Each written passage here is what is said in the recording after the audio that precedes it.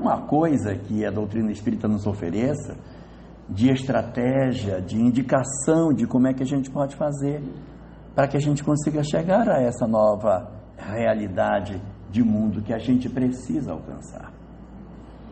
E de fato, observando aquilo que nós encontramos na literatura espírita, nós logo percebemos que nós precisamos naturalmente, segundo aquilo que o Espiritismo nos oferece, realizar a nossa transformação moral. Isso está colocado em todos os lugares. Coloquei. Liguei. Não está ligado? Tá. Então, a nossa transformação moral seria, na verdade, o grande foco que a doutrina espírita tem.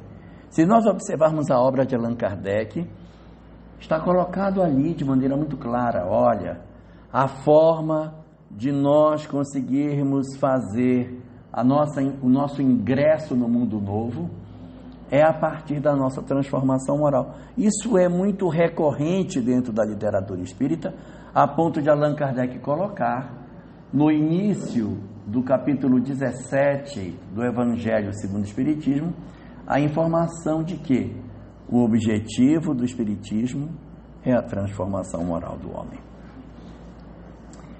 Isso é até bonito de ouvir, mas às vezes nos falta um método de como fazer. Eu preciso de um método. Senhor, eu preciso de um método para mudar. Eu já entendi que eu preciso mudar. Mas como mudar? De que maneira isso vai acontecer? E quem vem nos auxiliar nessa tarefa para que a gente consiga compreender o mundo em que estamos, os perigos que nos circundam, para que a gente então identifique aonde mudar, é Joana de Ângeles, na obra O Homem Integral, capítulo 1 e capítulo 2. Ela vai fazer um mapeamento da nossa sociedade e nos oferecer uma leitura do que nos circunda, para que a gente entenda em que cenário eu estou inserido e, a partir da compreensão de onde eu estou inserido, eu ter condições de dizer: agora eu sei como é que eu preciso fazer.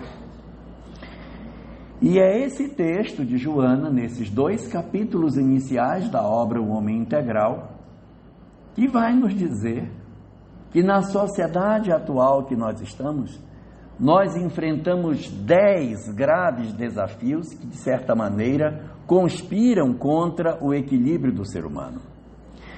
Nós precisamos conhecer esses 10 desafios para que a gente consiga se movimentar na nossa sociedade sem que nós caiamos nas armadilhas que esses instrumentos de perturbação hoje possuem e que geram na nossa sociedade motivos de queda para todos nós. Joana nos fala que todo o processo de perturbação que a nossa humanidade atravessa partiu de um ponto específico, que foi a semeadura da descrença na sociedade ocidental. Não é um processo novo, isso já é um processo antigo, já tem mais de 200 anos, que a gente observa que a nossa sociedade vem experimentando um processo progressivo de negação do espiritual, negação das verdades religiosas, uma tentativa de desconstrução da existência de Deus, da desconstrução da existência do Espírito. Há todo um conjunto de mobilizações em nossa sociedade, no sentido de desmerecer a ideia da existência de algo além da matéria. Nós podemos entender isso, e até é possível até de compreender as razões pelas quais isso aconteceu, em função dos excessos que a religião cometeu nos séculos anteriores. A religião torturou, matou, colocou na fogueira, fez uma série de absurdos com os pesquisadores, os cientistas, os filósofos, pensadores, os médiuns, todos aqueles que de alguma forma se posicionaram de maneira diferente da visão dominante religiosa do Ocidente foram sacrificados. Então é exatamente essa forma de funcionar em que nós procuramos de alguma maneira anular aqueles que pensam diferente de nós, que motivou que a nossa sociedade no século XIX, finalzinho do século XVIII, aí já na Revolução Francesa, e virando para o século XIX, decidíssimo extirpar do pensamento da humanidade a ideia da existência de Deus. Na verdade, nós deveríamos, como diz Joana de Ângeles no livro Libertação do Sofrimento, capítulo 2, extirpar o fanatismo religioso. Verdade, o fanatismo religioso não pode existir, isso é um absurdo. Só que, como nós somos imperfeitos, na hora de retirar o fanatismo, nós retiramos junto, não só o fanatismo, tiramos também a religião. Isso foi ruim, mas não foi péssimo. Não foi péssimo porque sem religião a gente vive, tá? A gente vive. O problema é que o século XIX arrancou o fanatismo, a religião e a espiritualidade. Aí é que foi o problema. Quiseram construir uma sociedade sem Deus, uma sociedade desconectada da visão do espiritual, como se o homem fosse apenas matéria. E essa é a matriz de todo o processo de sofrimento que a nossa humanidade atravessa, que segundo Joana, nós nunca tivemos na história da humanidade nenhum período em que a descrença fosse o pilar básico sobre o qual a nossa sociedade se estabelecesse. Então, Joana coloca aqui, desses 10 pontos, o primeiro dos pontos, que de certa maneira é de onde surge toda a desconstrução da nossa sociedade atual, é a descrença, a negação de tudo que seja espiritual. E isso conduziu a um segundo problema, que é decorrência do primeiro. A descrença produziu a seguinte percepção: a vida então é só material, né? Então a gente só tem essa vida aqui, não tem outra vida lá. Se a vida é só matéria, eu tenho que ser feliz onde? Eu tenho que ser feliz aqui. Então eu tenho que ter o carro mais bonito, a mulher mais bonita, o marido mais bonito, corpo mais bonito, a casa mais bonita, tudo de melhor. Tenho que viajar, tenho que ser rico. Porque se não tem nada depois, eu tenho que viver tudo do lado de cá. Então nos diz a doutrina espírita, e mais especificamente Joana de Ângeles, que a descrença gerou uma sede de consumo da matéria, ou seja, a vida se voltou para o mundo material. Então as pessoas procuraram as academias, não é para ficar saudável. Não, olha, eu estou com um problema de pressão alta, preciso fazer exercício, preciso fazer alongamento, tenho que... Não é mais. Nós estamos em busca do corpo perfeito. E às vezes a gente quer o corpo perfeito já assim com uma idade próxima da minha.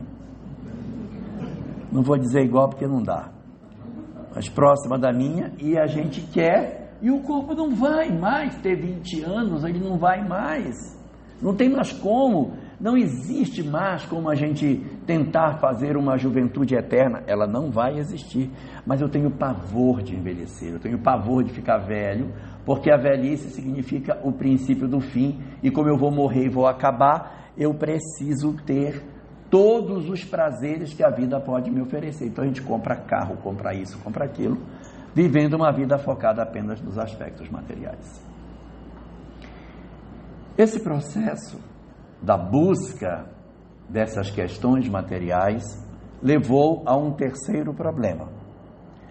O terceiro problema é o seguinte: já que eu tenho que me dar bem, só tem matéria mesmo, e eu preciso ser feliz, eu não vou me preocupar com os outros, não. Eu vou me preocupar só comigo. Cada um que carregue a sua cruz. Eu não vou dividir o que eu tenho. Eu não vou partilhar nada. E cada um que se vire. E nessa visão, a nossa sociedade ocidental desenvolveu um mecanismo de individualismo danado, em que a nossa sociedade ela está desesperada, querendo empurrar para baixo os outros para tentar chegar em cima. Então vale enganar, vale trapacear, vale mentir, vale usar de métodos escusos para subir. Vale tudo, afinal de contas, se é verdade que eu sou só corpo, eu não tenho tempo para perder com outras pessoas, eu tenho que cuidar de mim. Pra você ter uma ideia, a juventude japonesa, hoje, está passando por um fenômeno muito interessante. Boa parte dos jovens do Japão, eles não querem ter um parceiro afetivo. Não querem. Não quer casar.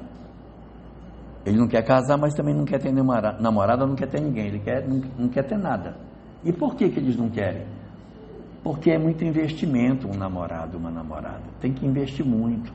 Você tem que ir para a casa da pessoa, tem que sentar com ela, tem que ter paciência, tem que levar o ser humano para o cinema, volta, aí ficou com raiva, vou ligar de novo. Não faço isso não. Então, você investe muito e a minha carreira profissional está passando. Não dá tempo de eu ficar tomando tempo conta de uma pessoa. Então, eu vou cuidar da minha vida pessoal, vou cuidar de mim e ele que cuide de si. Então, cada um vive sua vida, eles não têm uma preocupação, essas pessoas, não são todos, né? Essa fração da juventude japonesa não está interessada em constituir família, porque é complicado demais e se gasta muito tempo para se conseguir fazer isso. É muito investimento para pouco resultado, melhor ser sozinho. Então a gente desenvolve um mecanismo de individualismo muito grande. A gente olha para a sociedade americana, o que é? É individualismo. Individualismo. A luta por um lugar ao sol. Então a gente está dentro de um modelo em que a descrença gerou em nós essa busca de uma visão puramente material que resultou nesse individualismo, que dá uma quarta consequência. Segundo Joana, a quarta consequência é que a gente, para se satisfazer, para ficar feliz, já que não tem mundo espiritual, já que é só vida material, a melhor maneira de eu ficar feliz é consumir, gente. É ir para o shopping e gastar. Mesmo que eu não precise, mas aquele momento que você pega o objeto, comprei. Às vezes você nem precisa, às vezes compra e coloca no armário, põe no cabide, guarda no guarda-roupa e nem usa, mas comprei. E nós entramos numa onda de consumismo muito grande, que segundo Joana, é o quarto grave problema que a gente tem. Esse consumismo exagerado, em que a gente troca de celular quando o celular ainda presta. A gente troca de carro antes de o carro envelhecer, porque vai que, né? Então você troca de celular, troca de geladeira, troca de casa, troca de marido, você troca de tudo, porque a coisa vai ficando um pouco mais velha e vai passando para frente. E assim, vai acontecer até um problema grave, porque nós temos um capítulo do livro dos médiuns que vai ter que ser arrancado e jogado fora. Se não me engano é o capítulo 19. Chama-se Lugares Mal Assombrados. Não vai ter mais, porque as pessoas não vão mais se apegar. Atualmente as pessoas já estão se desapegando dos seus bens. Na minha época a pessoa casava e morava 40 anos na mesma casa, 50, 60 anos. Aí o marido desencarnava, ficava viúva e andava pela casa, porque conhecia todos os cantos, passando a mão. Não, isso aqui é a cozinha, não pode mudar de casa. Desencarnava e ficava morando no mesmo ambiente. Hoje não é mais assim, porque a gente troca tanto de casa que não consegue nem saber onde vai assombrar, porque vive em tantos lugares que já não sabe mais o que você assombra. Então essa ideia de lugares mal assombrados vai acabar desaparecendo com o tempo. Por quê? Por conta desse consumismo desmedido que a gente tem. Essa seria a quarta das preocupações na construção da sociedade em que vivemos. Aí temos a quinta. A quinta consequência, que decorre da quarta, é a compreensão do seguinte tipo: não basta consumir, é preciso ter tudo. Sem limites, qualquer conduta vale. O importante é a busca do prazer. e nós ingressamos numa sociedade que era falada na Grécia Antiga, e ela voltou. A sociedade hedonista. O que é isso? É a sociedade de todo o prazer. Aquela que tem aquela expressão em latim, carpe diem. Vamos curtir o dia. Então as pessoas, em função do hedonismo, elas começam a ter relacionamentos afetivos assim, extremamente fugazes. Eu estou com A hoje, amanhã estou com B, no outro dia eu estou com H, G e F ao mesmo tempo. Então a gente vai criando uma frouxidão nas nossas relações afetivas, que deu inclusive origem a um conceito novo na sociedade atual, chamado sociedade fluida, em que as relações são fluidas. Hoje eu me relaciono com A, amanhã eu me relaciono com B. Os laços de família acabaram afrouxando por conta disso. E você acaba tendo sequelas em função desse processo. Porque você nasce dentro de uma estrutura familiar, passa a infância em outra, entra na adolescência em outra e quando chega na maioridade está noutra. Porque a gente vai mudando de contexto familiar. Os pais se separam, aí a mãe casa com outra pessoa, o pai casa com outro. Aí vem a questão da guarda compartilhada, às vezes os pais se odeiam, desconstrói o processo da imagem do cônjuge na cabeça dos filhos, na chamada alienação parental, em que você tira da pessoa a capacidade de ter a presença do pai e da mãe na construção das suas estruturas psicológicas e vai produzindo nos indivíduos um conjunto de dores muito profunda. Então a sociedade fluida, ela também é um mecanismo decorrente do processo da descrença que chamou o materialismo, esse materialismo chamou o individualismo, que produziu o consumismo que deu origem ao hedonismo. Então nós estamos vivendo uma sociedade marcada por uma busca pelo prazer sem medidas. Vale todos os tipos de estratégias para obter prazer, vale todo tipo de relacionamentos. Promiscuidade hoje está muito forte na nossa sociedade. Mas esse é só o quinto. Tem o sexto. O sexto fator que decorre do quinto, que decorre do hedonismo, é uma busca incessante pela estética. A nossa sociedade hoje está aflita demais pelo corpo perfeito. Então tem todo tipo de prótese, tem todo tipo de recurso para que você apresente um corpo que até nem é seu. E isso é até complicado, porque na época que eu era menino, a menina mais bonita era a garota lá da escola. Ela era muito bonita. Hoje não é mais. A menina da escola é feia, coitada. Ela é feia. Porque bonita é aquela menina que eu vejo lá no Instagram, que publica umas fotos, que eu não sei nem quem é, não sei nem quem é essa garota, eu nunca vi, mas as fotos dela são maravilhosas. A gente não sabe, na verdade, é que essa menina tem as fotos retocadas, às vezes tem uma vida profundamente infeliz, porque ela não pode comer isso, ela não pode comer aquilo, nunca comeu um prato de barreado na vida, ela vive a vida comendo tudo regradinho. Não, se eu comer pipoca eu não posso comer arroz, se eu comer arroz eu não posso comer uma tapioca, porque aqui o carboidrato que entrou, não pode entrar dois, senão... E a gente vive um excesso de preocupação nesse sentido e esquece de viver. Então nós criamos um apelo muito pesado pela busca da perfeição corporal que não vai existir. E nós estamos transferindo para o corpo físico todas as expectativas de felicidade. Mais um problema para a gente. O corpo não tem jeito. Ele vai envelhecer. A gente pode fazer o que fizer, tome as vitaminas que tomar, ele envelhece, tá? Ele envelhece. E desse sol, envelhece mais. Envelhece mais. Então a gente precisa entender que as nossas condições de vida não se restringem simplesmente ao corpo, porque os fenômenos da perfeição corporal, da perfeição estética, já gerou uma quantidade enorme de infelizes, pessoas que se viciam em operações plásticas e vão fazendo 100, 200 operações, aí mexe aqui, meu olho ficou muito fechado, abre um pouco, não, abriu mais, fecha um pouquinho que ele abriu muito, e aí abre e fecha, coitadinho do olho, aí a gente vai mexendo no organismo de maneira tão acentuada, que não vai percebendo que a gente está, na verdade, dentro de um processo de perturbação. Esse é o sexto.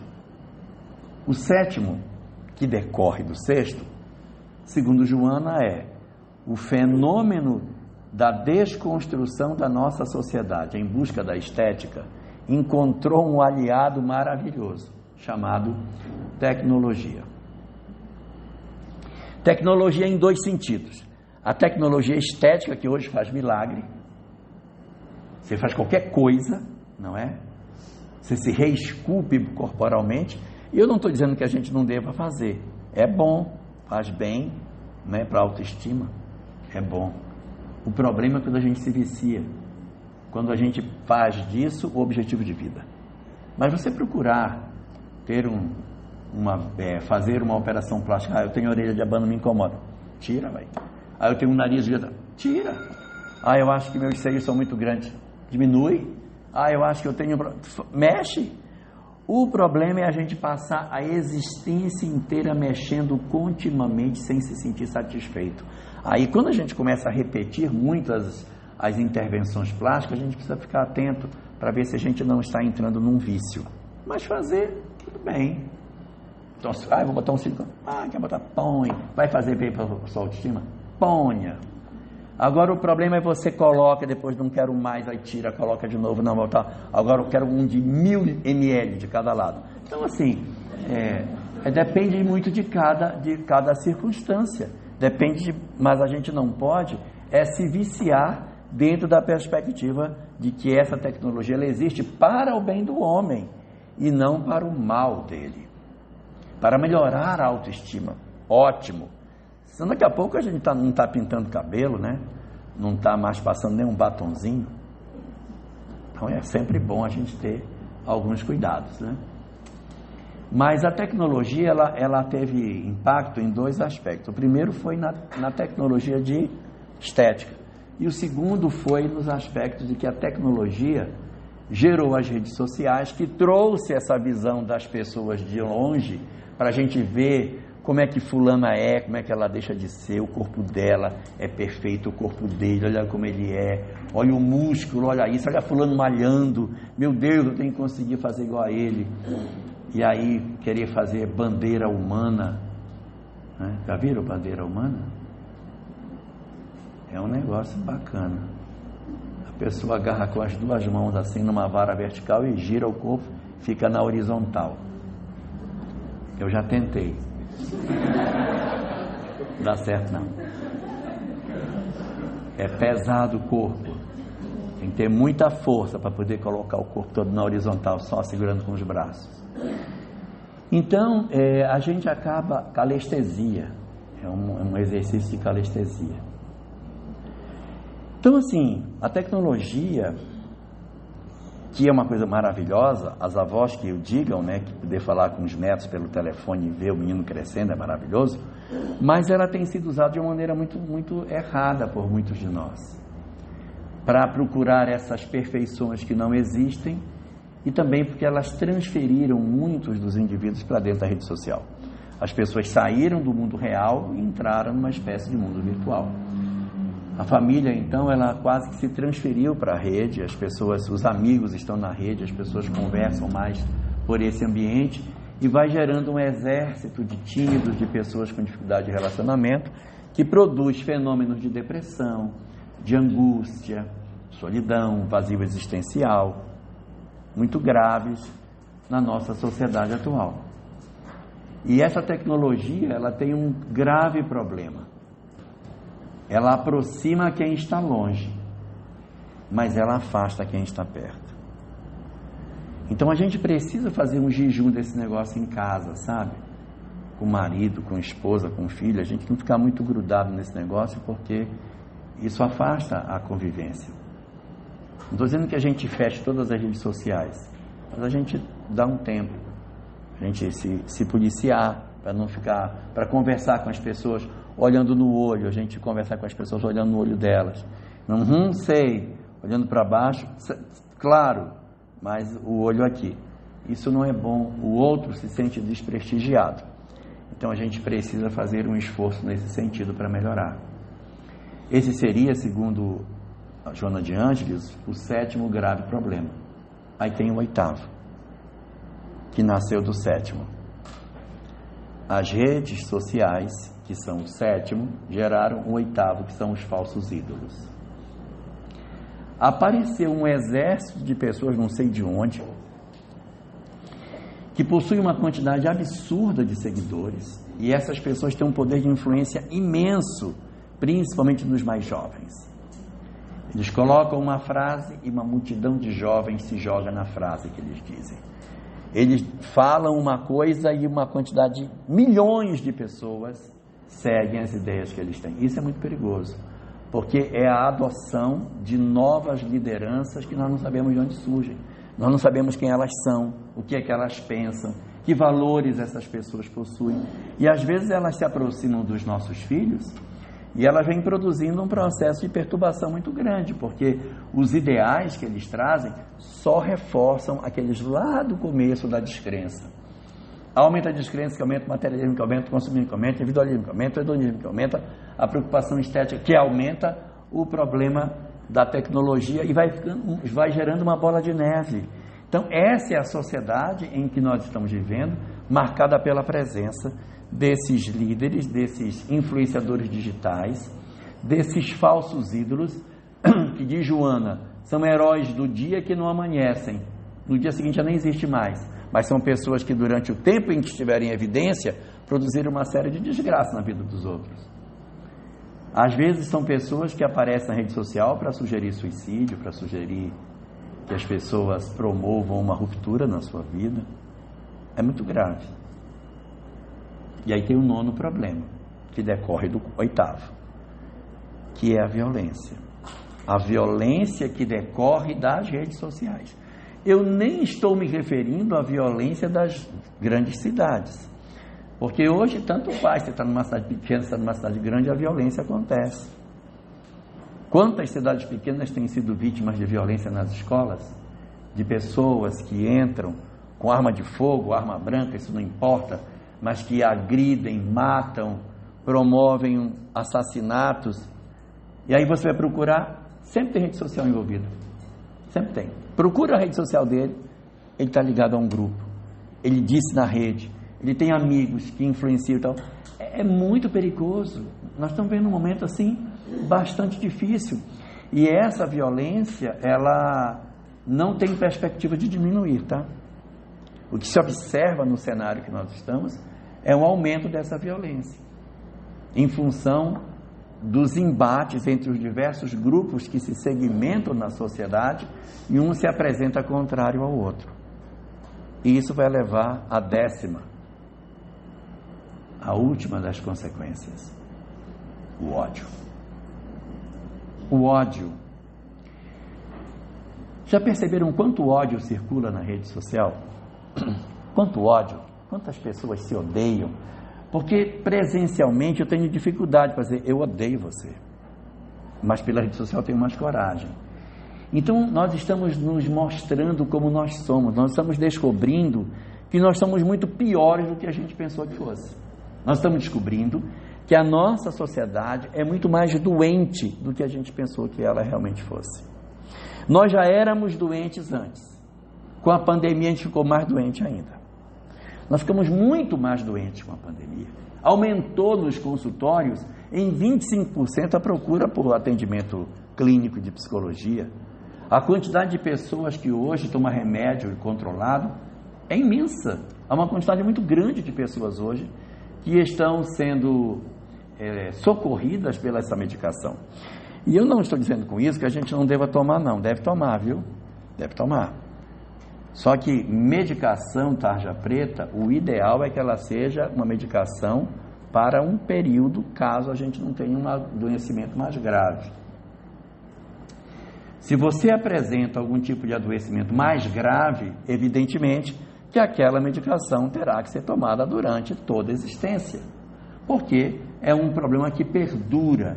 Mas nós temos na janela dos chamados transtornos mentais, vários transtornos que não são permanentes, eles são temporários. E eu citaria aqui 2, embora sejam 35, vou citar só 2, que são depressão e ansiedade. Esse negócio não é para ser, em princípio, para toda a vida. Mas a gente precisa tomar medicação. Por quê? A medicação que a gente utiliza para a depressão, por exemplo, funciona igual a muleta que o ortopedista nos dá. Você quebrou a perna, você não tem condição de caminhar. Então o médico diz, nós vamos engessar a sua perna e você vai andar de muleta por um tempo. Você vai usar a muleta até quando? Até calcificar o osso. Quando calcificar o osso, tira a muleta e você vai andar. É esse o paralelo com um medicamento para depressão. Eu estou numa crise depressiva terrível, tem que entrar com a medicação, claro, tem que entrar, se uma pessoa piora, agrava, pode cair numa depressão profunda e pode inclusive raiar na ideação suicida. O que eu posso fazer? Entra com a medicação. Medicação estabelece, você equilibra, mas aí é a muleta. Você tem que se organizar emocionalmente para que você apresente melhorias e o médico diga, você está melhorando, vou começar a diminuir sua medicação. Aí o médico vai diminuindo a medicação e a pessoa vai ficando melhor até que ela pode ficar sem o medicamento. Essa é a ideia. Eu tenho uma amiga que ela tem depressão. E aí, já está um tempo tomando, o médico, acompanhando o caso dela, disse para ela assim, estou vendo que você está melhorando. Eu vou diminuir a sua medicação. Doutor, então dobre. Porque só do senhor falar que vai tirar, já fiquei deprimida, só de saber que você vai tirar meu remédio. Pode dobrar. Então, às vezes, a gente não está fazendo muito esforço para se ver livre da medicação. Porque, de certa maneira, é até confortável. Eu não preciso me esforçar, não preciso fazer mudança. Aí eu tomo um remedinho para dormir, tomo um remedinho para acordar e tomo um remedinho para depressão. Uma bandinha só. De manhã, uma bandinha à noite, e a gente vai vivendo. Isso não é legal, isso não é bom, porque isso torna a gente dependente. Se a gente quiser saber se nós estamos muito doentes ou não, façamos um exercício. Pensemos assim, vamos imaginar que durante 12 meses nenhum remédio tarja preta vai fazer efeito. Todo mundo vai ficar tomando remédio, mas não vai fazer efeito. Imagina como vai ficar o mundo, o trânsito, o ambiente de trabalho, os lares, o que vai piorar a nossa sociedade. Então nós somos muito mais doentes do que a gente pensa que é. A gente às vezes pensa que está num nível de adoecimento, mas a nossa sociedade está muito mais doente do que a gente imagina, Carlinhos. Está muito mais doente. Por quê? Porque boa parte de nós estamos medicados para estar... A gente já está ruim, mas está ruim, medicado. Se tirar o medicamento, como fica, pelo amor de Deus? Então nós estamos vivendo hoje uma falsa ilusão de saúde, que a gente precisa tratar. Mas nós nos habituamos a esse formato, nós nos habituamos a esse modelo. Não, está tudo muito bem.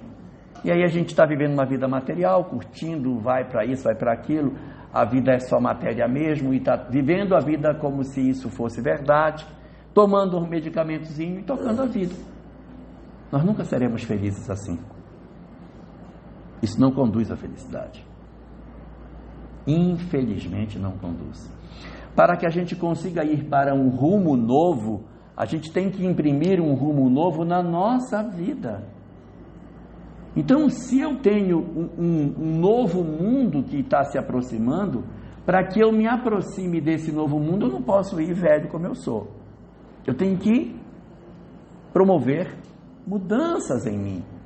Eu tenho que descobrir que esse modelo de vida que eu estou vivendo não é satisfatório e não conduz à felicidade. E, consequentemente, promover um processo de mudança. Esse processo de mudança, diz a doutrina espírita, que é a transformação moral. Só que quando a gente fala assim, isso é um conceito tão sei lá. Às vezes tão abstrato que é a transformação moral, é isso mesmo. Mas ninguém avança no que é isso. E exatamente para nos oferecer uma estratégia de como fazer isso, Joana de Ângeles trouxe para nós o roteiro para a transformação moral. Anota, Kátia. No celular. Também não pode. Anota, Marcelo. O que acontece? Joana de Ângeles escreveu uma obra chamada Plenitude, onde ela analisa o sofrimento. E nessa obra, no capítulo 5 dessa obra, ela dá o roteiro ela nos dá o roteiro de como promover a nossa transformação moral. Mais prático do que ela deu, impossível. Impossível. Porque a gente até antes da publicação dessa obra podia dizer, eu queria muito fazer uma transformação moral, mas eu nem sei como fazer. Tenho tanta vontade, mas não sei. Então ela disse, muito bem, então eu vou dizer para vocês como é que faz. Ela diz que o processo da transformação moral passa necessariamente pelo fenômeno do autoconhecimento. E tem uma frase de um filósofo que é também psicólogo muito famoso, chamado Carl Rogers. E tem uma frase ótima que ele diz assim: que paradoxo este, somente quando eu sei quem eu sou é que eu posso mudar. Não é interessante? Somente quando eu sei quem eu sou, aí você pega em inglês, né? Somente quando eu sei onde estou, é que eu posso saber para onde eu vou. Quer dizer, como é que eu posso ir para outro lugar se eu não sei nem onde eu estou? Então eu preciso realizar um trabalho de autoconhecimento. Então, o primeiro ponto para fazer a transformação moral, ele é o primeiro e único, é daí que deriva tudo, é o autoconhecimento. Eu preciso me conhecer para poder me transformar. E Joana diz que para que a gente se transforme, para que exista esse fenômeno de autoconhecimento, existem 4 ferramentas que nós precisamos ter para fazer a nossa transformação. Lá vai. Primeira ferramenta, vontade. Por que vontade? Porque, gente, dá trabalho demais, ó. É igual caminhar de madrugada. Uma preguiça. É uma preguiça. Você diz, não, mas amanhã eu vou. Não, hoje está muito ruim, eu estou muito cansado. Amanhã eu vou. E a gente não se predispõe a fazer. Então, ela diz que o primeiro passo é desenvolver em nós a vontade de mudar. Por quê? Porque o autoconhecimento não se faz em uma semana, não se faz. Eu fui para um retiro de autoconhecimento, voltei e me autoconheci. Não vai. Não vai. Porque o autoconhecimento não é tarefa nem para uma existência inteira. Por isso que precisa de vontade. Porque você tem que perseverar, você não pode desistir, você tem que estar sempre atento, sempre se analisando. É uma decisão de vida em que eu digo, a partir de hoje, eu vou prestar atenção em mim e eu vou começar a minha mudança. Então, passo número 1, criar em nós motivação, vontade, desejo de fazer, persistência, capacidade de não desistir, tudo que vocês imaginarem nesse sentido está tudo aí dentro. É essa movimentação interior em que você percebe, eu não suporto mais ser como eu sou, não aguento mais, não me suporto mais, a minha vida não está legal, eu descobri que ela não está boa, eu vou mudar. Só que assim, esses elementos eles se retroalimentam, sabe? A vontade ela vai sendo fortalecida pelos outros 3, e aí a gente vai se desenvolvendo progressivamente. Elemento número 2, conhecimento espiritual. Esse aí, a doutrina espírita já nos deu de sobra. Mas o que Joana diz é o seguinte, não dá para você fazer um processo de autodescobrimento, de transformação moral, de verdadeira iluminação do ser, sem conhecimento espiritual. Porque se você achar que você é o corpo, que você tem que ir para a festa, você tem que ter o corpo perfeito, que tem que ir... Cara, você não vai conseguir, não tem como. Você só vai conseguir fazer uma verdadeira mudança se eu souber que eu sou um espírito. Eu tenho que saber que eu sou um espírito, sou uma alma imortal, que eu não sou indestrutível, que eu caminho para a felicidade, que a reencarnação tem como propósito a minha melhoria, que o sentido do sofrimento, isso tudo aí a gente já tem. Esse elemento 2 nós estamos muito tranquilos. O problema é que a gente só tem o 2. Mas nesse aí, nós estamos na frente de muita gente. Só que tem gente que não tem, tudo que a gente tem está na frente de nós. Elemento número 3. Contato com a natureza. Tem que tomar banho de cachoeira. Tem que andar descalço na grama. Tem que tomar banho no lago. Tem que tomar banho de chuva. Tem que tomar banho de chuva, tá? Banho de chuva. Tem que sentir a natureza em nosso derredor. E ela explica por que isso. Porque o contato com a natureza nos conecta com o Criador. Nós precisamos nos sentir ligados à criação. Pode observar que as pessoas que têm contato com a natureza, elas têm uma fé mais robusta. Pode observar. Pessoas que vivem a natureza, que percebem a natureza, elas têm uma relação com o divino muito mais forte. Elas se percebem integrantes da criação. Elas se percebem como sendo fruto de um processo amoroso. Então isso é importante. Não é suficiente só ter conhecimento espiritual. É importante também que a pessoa tenha momentos, assim, vou ter um momento de lazer. Mas se for um momento de lazer com um videogame no quarto, não vai resolver. É um lazer diferente, é o lazer que faz a gente sentar num banco de praça, sem pressa nenhuma, ler um livro num local aprazível, jogar bola no meio da grama, fazer coisa boa, sair com os netos. Às vezes a gente está sem vontade, sai com os netos que eles vão dar logo uma motivação, uma canseira danada, mas é uma estratégia da gente fazer esse contato com a natureza. Número 4,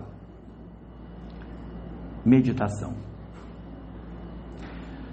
Quando a gente ouve falar assim, meditação, a gente diz assim, mas isso é coisa de oriental. Eu não imagino eu sentado em posição de lótus na minha casa. E por que eu preciso fazer isso para me transformar? Não, parece que não casa uma coisa com a outra. É porque nós ocidentais achamos que meditação é ficar quieto, imóvel, ali, horas. Meditação não é isso. A meditação é, verdade, você ter uma quietude corporal, então você tem que ir para um local tranquilo, botar uma música tranquila. Tem na internet uns vídeos no YouTube do Divaldo, chamado Visualizações Terapêuticas. Você bota para você relaxar, é bom. Mas o objetivo da meditação não é que você simplesmente feche o olho e fique sem se mexer. É para que você, na quietude do corpo, você reflita no que você faz. É na hora que você medita, que você para dizer, bem, agora eu vou dar uma revisada em como é que está a minha vida e onde é que eu estou errando. Joana diz que você tem que fazer isso 1 ou 2 vezes ao dia.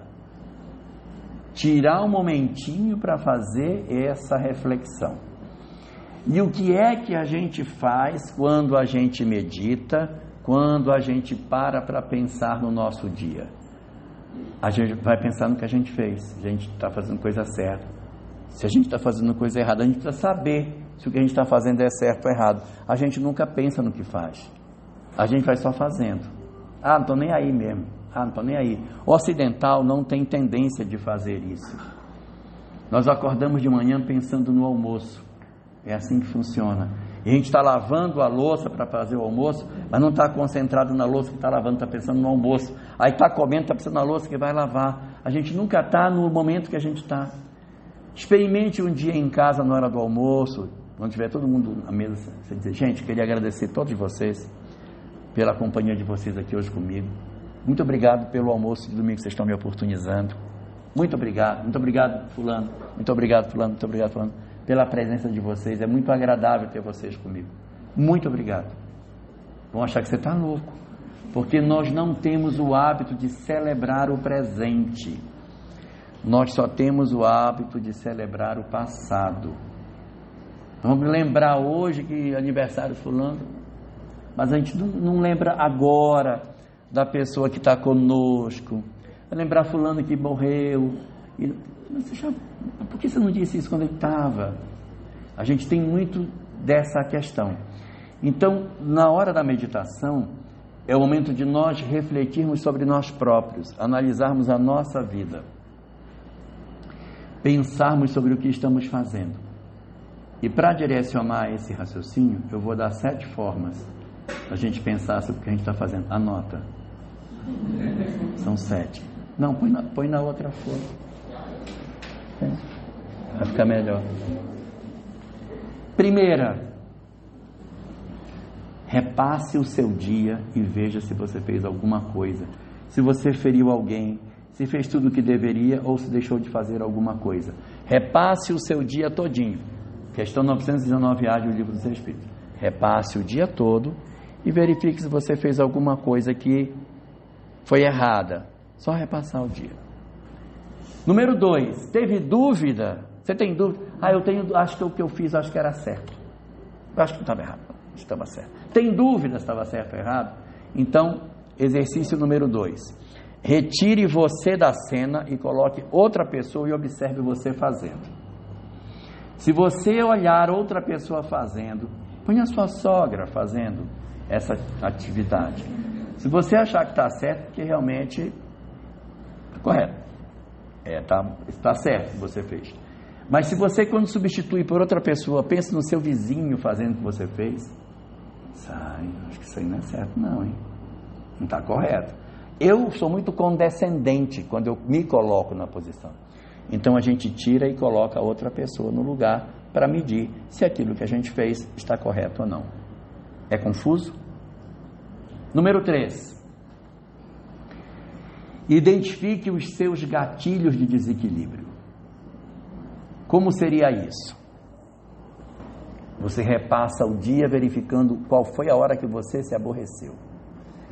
Teve um momento, gente, que me deu uma ira tão grande. Aí eu digo, mas por que foi que eu me aborreci? O que foi que houve para que eu me irritasse? Foi a frase que a pessoa usou? Foi o momento em que ela falou? Então eu vou tentando inibir as causas de gatilho. Então eu já percebi que quando alguém fala isso para mim, me irrita. Quando, por exemplo, alguém chega assim, sim, você vai lavar a louça ou não vai? Aí aquilo me irrita, porque eu ia lavar. Mas aí quando a pessoa pergunta, aí já me irrita, porque eu ia lavar. Então, para não acontecer, já lave. Porque já sabe que se a pessoa cobrar, vai lhe irritar, então já lave. Priorize, porque quando você priorizou outra coisa, ele aborreceu. Então priorize o certo.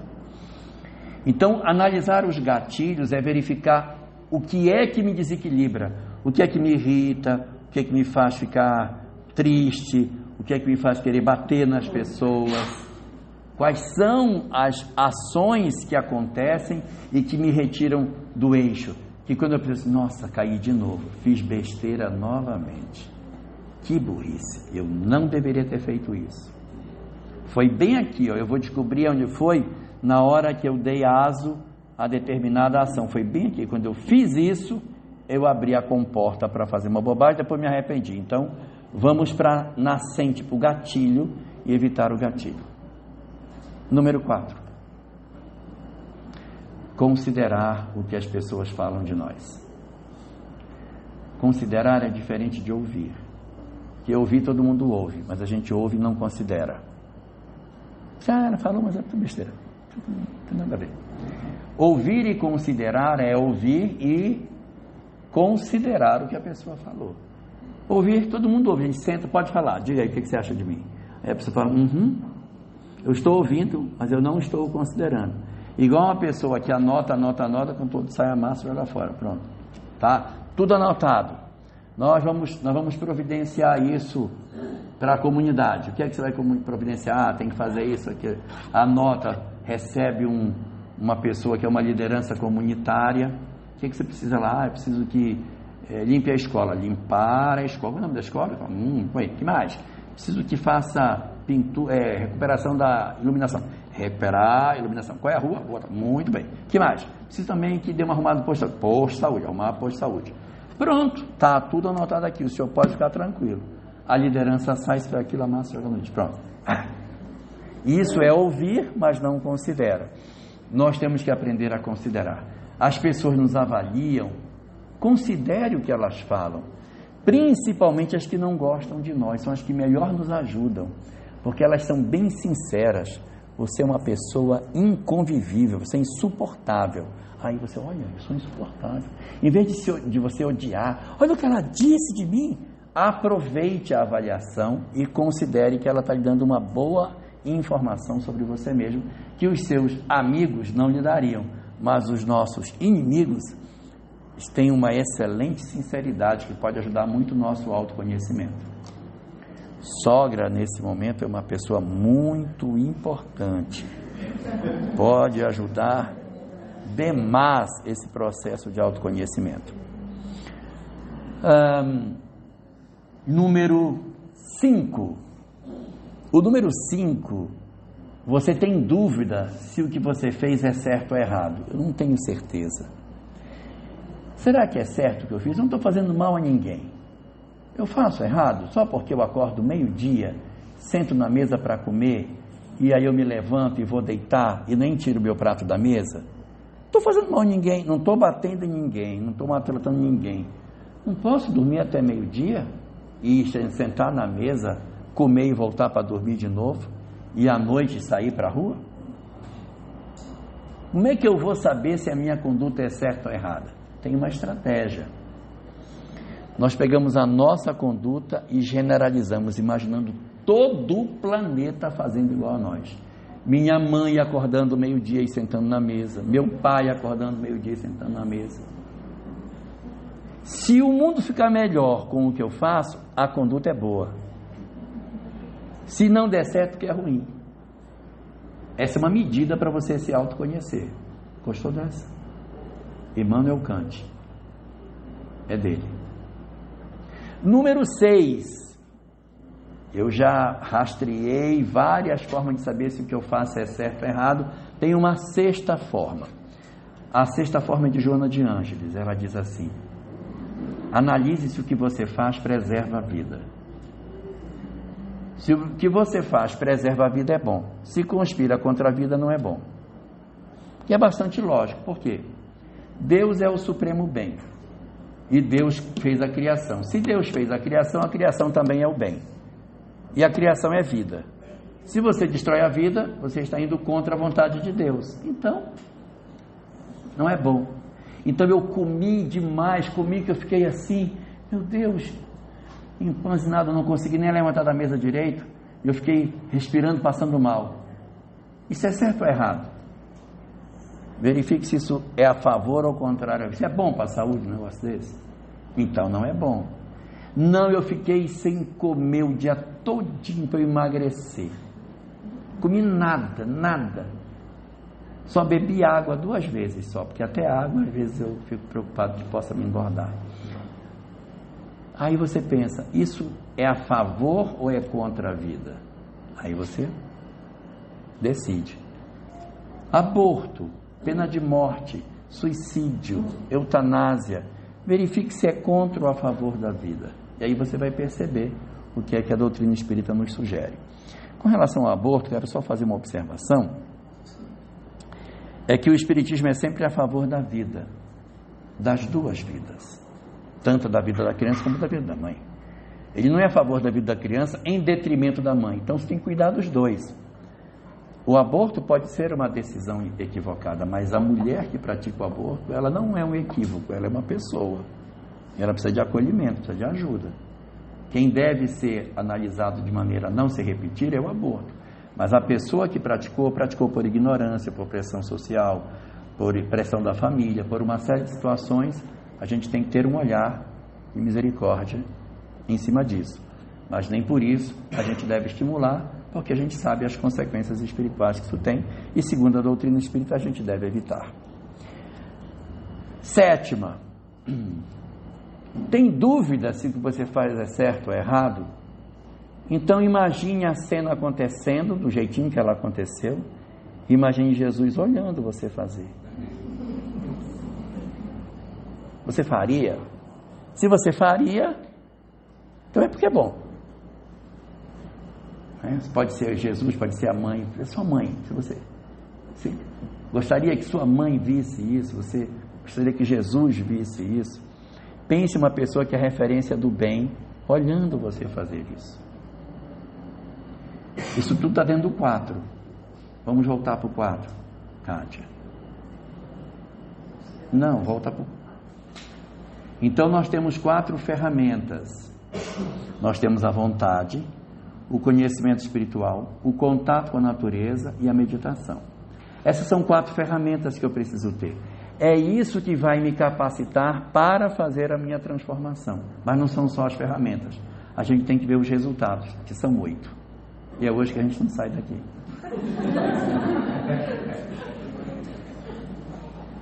Os 8 resultados são 4 para dentro. São 4 para dentro e 4 para fora. 4 valores que vão acontecer para dentro de nós, que significa transformação moral.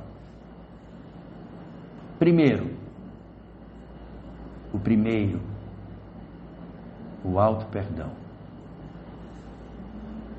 Eu preciso me perdoar. A gente precisa, nesse processo de autoconhecimento, visitar o nosso passado, conversar com o adolescente que a gente já foi e fazer as pazes com esse adolescente. Porque às vezes esse adolescente cometeu um equívoco.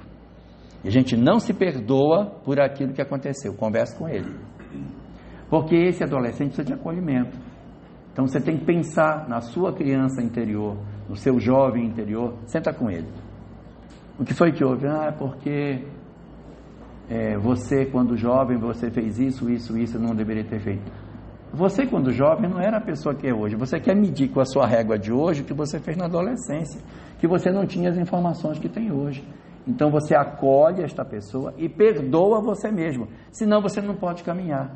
Não existe forma da gente caminhar se a gente carrega ódio de nós próprios, inaceitação da gente. Então é o fenômeno do auto-perdão que vai nos levar à autoaceitação. Eu preciso me autoaceitar. Eu preciso aceitar a pessoa que eu sou. Longe de mim querer o mal a qualquer pessoa aqui, não estou querendo mal de ninguém, mas na próxima existência a gente pode não encontrar ninguém da nossa família. Ninguém, pode nascer num lar completamente diferente. Mas conosco mesmo a gente vai encontrar. Então, ou eu gosto de mim, ou eu vou sofrer muito. Então, a gente precisa se auto-perdoar, se auto-acolher, se auto-aceitar, para que a gente consiga fazer um movimento positivo. Então, nesse fenômeno interior que a gente tem, eu preciso passar pelo processo do auto-perdão,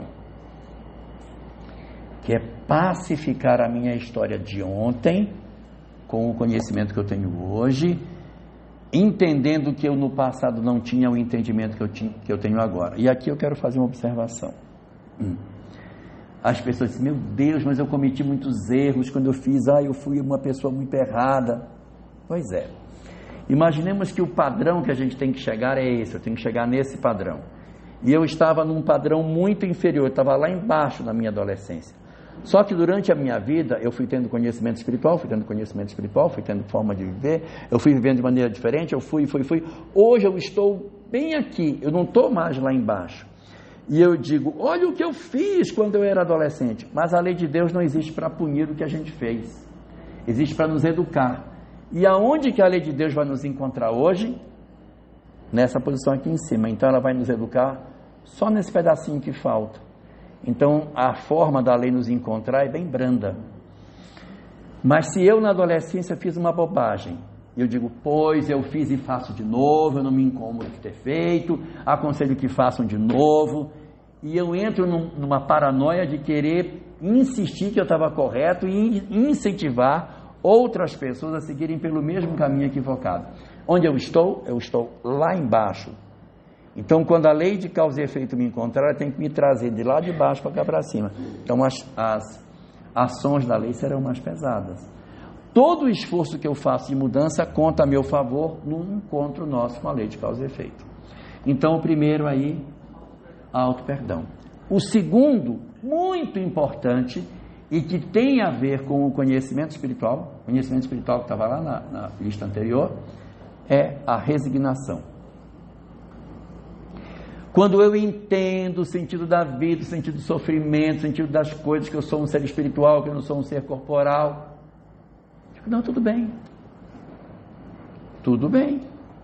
dói, mas tudo bem, eu sinto, mas eu consigo entender. Então esse é o segundo elemento importante interior na criatura, desenvolver a resignação. Elemento número 3, ressignificação. O que é ressignificação? É dar um novo significado para as coisas. Antes eu dizia, minha família é uma cruz que eu carrego, meu marido é uma desgraça na minha vida, meu filho é uma coisa que eu não sei de onde foi que eu tirei essa ideia de ter um filho. Então, a ressignificação eu ressignifico, digo, gente, a minha família é a minha grande bênção. É a minha grande bênção nessa vida, a minha família, pelas experiências que me dá. Minha mulher, nossa, minha mulher é o instrumento que Deus me deu para descobrir quem eu sou. Eu não posso perder essa oportunidade com essa mulher, porque realmente ela me ajuda muito, com tudo que ela diz para mim, está me ajudando muito. E meu filho, se eu conseguir sublimar o meu amor por ele, eu terei feito uma caminhada enorme. Então a ressignificação é você olhar todas as coisas com um olhar espiritual, novamente o conhecimento espiritual ajudando. E aí essa ida à natureza, ela é muito importante para fortalecer os vínculos com Deus, facilitando esse mecanismo. E no topo dessa parte interior está a iluminação. É lógico que isso não é assim, eu me auto-perdoo, aí eu passo pelo fenômeno da resignação, que passa pela seguinte, e pensa, não é, a gente fica em círculos, vai progressivamente, rodando, girando, mas esses são os 4 objetivos internos, e tem os externos. Muito bem, está boa de matemática, são 4 externos. O primeiro deles é a caridade, O primeiro é a caridade, mas fora da caridade não há salvação, ele tem que ter esse aí. Mas isso aqui é só um, tem 4. O segundo é a compaixão. A compaixão, que é a capacidade de você ter misericórdia com as pessoas que erram. Compaixão. E o terceiro é o perdão. O perdão tem um poder de transformar as nossas vidas, porque através do perdão a gente dissolve os grilhões que podem fazer com que a gente se reencontre no futuro. Então ele é muito bom. E o último, para fazer paralelo com a iluminação, é o amor. Questão 866 de O Livro dos Espíritos, pergunta Kardec, que definição se pode dar da caridade como entendia Jesus? Aí ele diz, benevolência para com todos, caridade. Indulgência para com as faltas do próximo e perdão das ofensas. Indulgência é a compaixão e o perdão. Então o BIP está aí representado nesse diagrama de Joana de Ângeles, que culmina com o amor. Essa é a estratégia que Joana de Ângeles nos apresenta, é o roteiro que ela tem na obra, Plenitude, para que a gente possa alcançar o rumo para esse novo mundo, para esse mundo novo, para onde nós queremos ir. Então o roteiro está posto, o diagnóstico está montado por Joana, só falta uma coisa: nós seguirmos, porque ninguém pode evoluir por ninguém. Cada um de nós terá que fazer o seu trabalho de conseguir fazer a sua transformação. Bom, nós vamos fazer a nossa prece para a gente encerrar esse nosso momento e em seguida a gente, depois da prece, tem uma outra informação para passar. Então nós vamos orar.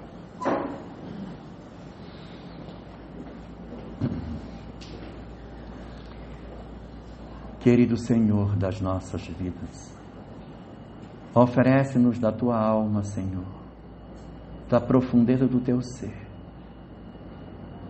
os recursos que precisamos para a cicatrização das nossas feridas.